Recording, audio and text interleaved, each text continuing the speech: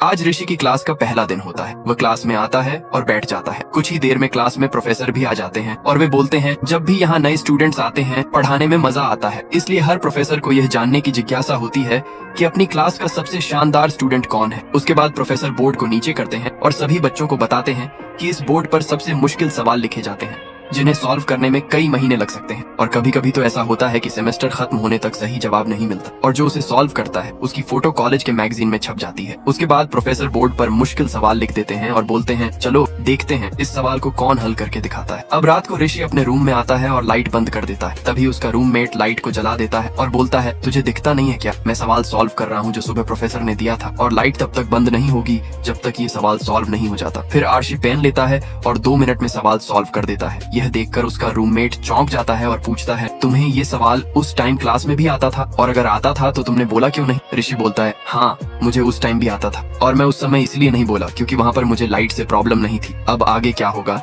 ये देखने के लिए पार्ट 2 के लिए लाइक करें।